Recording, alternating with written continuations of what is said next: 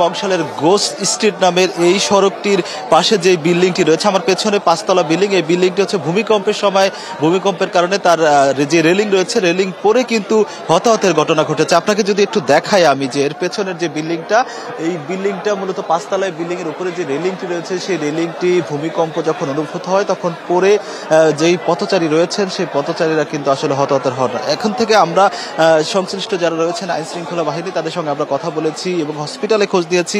3 জন নিহত হওয়ার খবর কিন্তু আমরা জেনেছি, 2 জন আহত হওয়ার তথ্য কিন্তু আমরা জেনেছি। আরেকটা বিষয় একটু জানাতে চাই যে এই ভবনটি যেহেতু 5 তলা, এর উপরে যেই জায়গাটি রয়েছে অর্থাৎ 1 তলা বেশি করা হয়েছে, তার উপরে রেলিং বসানো হয়েছে। রেলিং এর কোনো ধরনের আসলে যেই রেলিংটা আটকে রাখার জন্য যে ধরনের ব্যবস্থা রাখা দরকার সেই ব্যবস্থা কিন্তু রাখা হয়নি, এমনটা কিন্তু এখানে যারা প্রত্যক্ষদর্শী রয়েছেন তারা আমাদের জানিয়েছেন।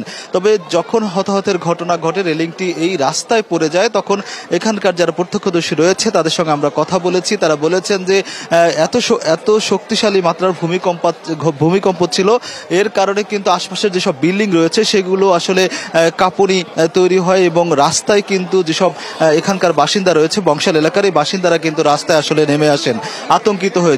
যেহেতু এই পুরান ঢাকার এই বংশাল এরিয়াটা আসলে একদম হচ্ছে গেঞ্জি ঘনবসতিপূর্ণ এলাকা, এখানে খোলা কোনো জায়গা নেই। তো এই কারণে কিন্তু সাধারণ যেসব বাসিন্দা রয়েছেন তারা কিন্তু আসলে যেই সরু গলি রয়েছে অর্থাৎ সড়কগুলো রয়েছে সেখানেই আসলে তারা অবস্থান নিয়েছেন।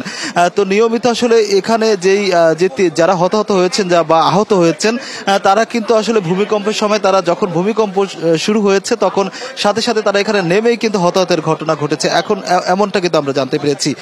এখানে যদি আপনাকে একটু দেখাই, এই যে আমি যে জায়গাটা রয়েছে এই জায়গাটা আসলে মূলত হচ্ছে হতাহতের ঘটনা ঘটেছে এবং এখানে কিন্তু উৎসুক জনতার কিন্তু অনেক ভিড় রয়েছে। আইন শৃঙ্খলা রক্ষাকারী বাহিনী তাদের সরিয়ে দিচ্ছেন, কারণ যেহেতু ভবনটির উপরে যেই ইট এবং খড় রয়েছে সেগুলো কিন্তু যে কোনো সময় পড়ে যেতে পারে, এই ধরনের আশঙ্কা কিন্তু করা হচ্ছে। একই সঙ্গে এখানে যেসব মানুষ উৎসুক রয়েছেন তাদেরও সরিয়ে দিচ্ছে আইন শৃঙ্খলা বাহিনী। এবং আমি যদি বলি তাহলে বংশাল এলাকার শুধু এই যেই সড়কটিতে আমি রয়েছি এখানেই হতাহতের ঘটনা ঘটেনি এবং এই ঢাকার আরো বিভিন্ন এলাকায় কিন্তু আসলে এই ভূমিকম্পের কারণে বিল্ডিং হেলে পড়েছে এবং হচ্ছে আহত হয়েছেন অনেকে, এমনটা কিন্তু আমরা জানতে পেরেছি। এই ছিল আমার কাছে বংশাল থেকে সবশেষ।